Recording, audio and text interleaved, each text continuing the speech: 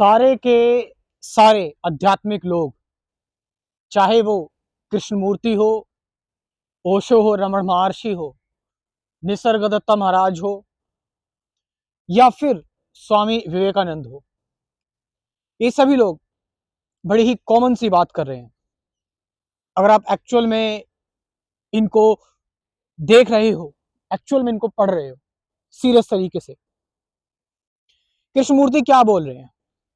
Observer is the observe, दृष्टा ही दृश्य है। उसके बाद फिर क्या बचता है? ओशो क्या बोल रहे हैं कि साक्षी हो जाओ चीजों को लेकर। रमण महर्षि कह रहे हैं इंक्वायर करो, ये विचार भी कहां से आ रहे हैं, वो विचार जहां से आ रहे हैं वो तुम्हारी एटर्नल स्टेट है।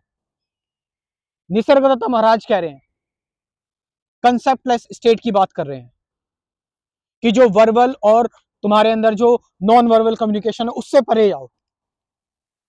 और विवेकानंद नॉन डुअल मेडिटेशन की बात कर रहे हैं।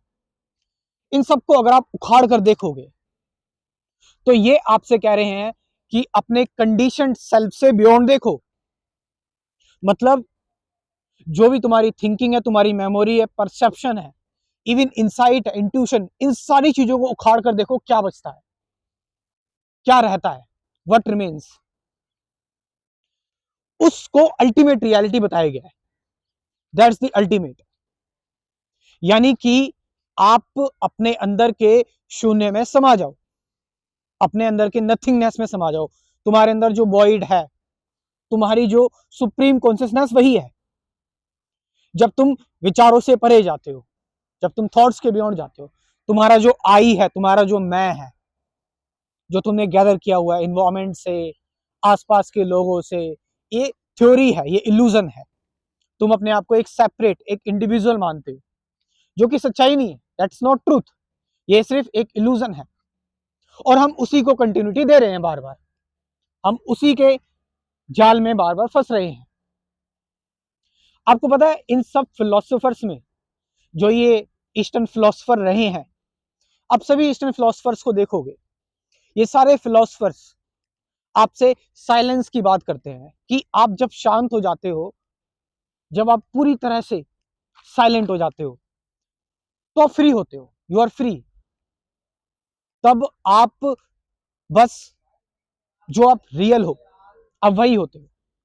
और व्हाट इज रियल? जय कृष्णमूर्ति उस रियल को कह रहे हैं कि जब ऑब्जर्वर इज दी ऑब्जर्व, दृष्टा ही दृश्य है, वो इस चीज को देखने के बाद बियॉन्ड एक स्टेट है। ऑब्जर्वर इज दी ऑब्जर्व के बाद, दृष्टा ही दृश्य के बाद एक साइलेंट स्टेट है। उस स्टेट में स्थिर हो जाओ और उस स्टेट से रहो, उस स्टेट से ही चीजों को देखो।